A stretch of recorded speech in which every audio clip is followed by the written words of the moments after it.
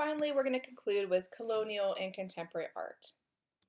Colonialism, I always couch through a discussion of Paul Gauguin, who was a French painter who was working during the Post Impressionist time period, so like late 1800s, like 1870, 1880, 1890. And I often say it's hard to talk about him because he was kind of a jerk. He wasn't a very nice man. He was a Frenchman, as I mentioned, and he was living in France, working at a bank, and had a family. And out of nowhere, he basically decides to leave his family and he travels into the south of France, meeting up with Van Gogh. So, if you know that part of his story, he meets up with Van Gogh and kind of works in the south of France for a while. And then he decides to go to Tahiti. France was colonizing Tahiti at this time, so it's very typical for people to go to French Polynesia, as it was called. And Tahiti was like the main island in French Polynesia during the colonial period. So Gauguin basically got on a ship, right, went to Tahiti and started to live there. And unfortunately, he seemed to have a very colonialist attitude towards his interactions with the natives or the locals. And many people feel it was very predatory, especially in regards to the women, where he seems to have had a few dalliances, right, with the local ladies. And again, it makes it hard to kind of talk about him because, he seems very abusive and predatory towards the indigenous culture here.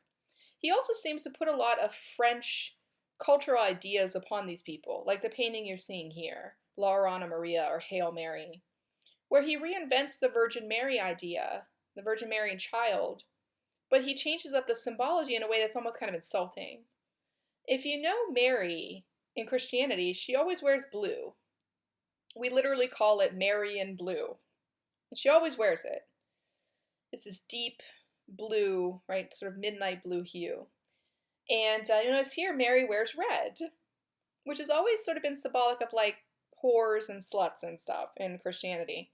So again, first, when you look at this painting, you're sort of like, what is he trying to say? Seems a little insulting. And then, changing things up like the three wise men as the sort of the three like half-dressed women in the background. Um, Again, a lot of people question this painting and saying like, why does he get to sort of reinvent Christian ideals with these, indigenous players? And should we like suffer this essentially? So he's a complex guy.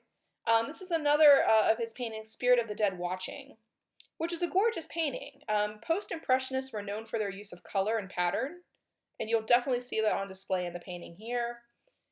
But again, it's kind of hard to look at because it's like this reinvention of the European nude with a Tahitian model. And almost this submissive stance that the woman has, laying on her stomach with the hands up. Many people again question this idea of like the predatory aspect of these pieces and how he was interacting with these local native women and then making art pieces about them. It's a complicated thing to consider. And finally, I'm showing you here Day of the God. This is my favorite because I love just the way you see him using color in that post-impressionist tradition, with the water in front of the ladies, right? Many people interpret this painting as his commentary on like Tahiti before the French came and Tahiti after, where the god statue in the middle sort of separates the two timelines, right? Where he says in the front you have the native Tahitians. They're sort of childlike, they're not very industrious, they're half undressed, right? It's the Tahitians before the French arrive. It's them before cultural interaction with Europeans, right?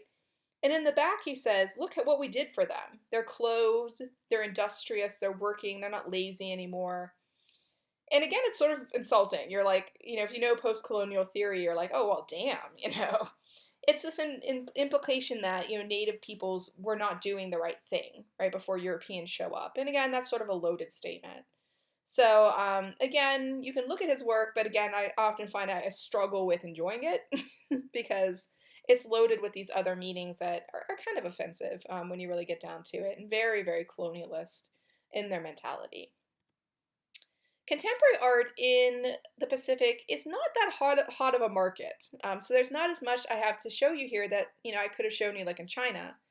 That's a hot market. China, Japan, those are hot contemporary markets. But the contemporary world of the Pacific, it's pretty limited in what you see. And a lot of what you see the contemporary artists doing is still referencing their history. So if you look at like their Parliament House that you see in Papua New Guinea, right, it basically still looks like a Tamboran house, right? It mimics the idea of the Tamboran house. So, again, it's very interesting that they kind of are always kind of looking to the past a bit to instruct the present and the future.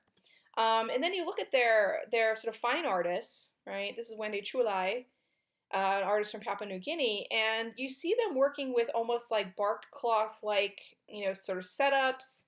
The patterning, right? It all sort of reminds you of that, or the thematics kind of remind you of that. So again, it seems like again they're very much steeped in the history of their past, even as they're creating contemporary art. And again, here with Robin Kikuyawa's work, she's from New Zealand. There's a lot of reference to the Heitiki, the tattooing culture, when you look at her themes. So again, when I look at a lot of these contemporary artists, um, they're not doing the same things I see like other contemporary markets doing. It's still interesting, it's still intriguing, but there's a lot of their past, right? Still kind of that's guiding, right? The choices they're making as contemporary artists.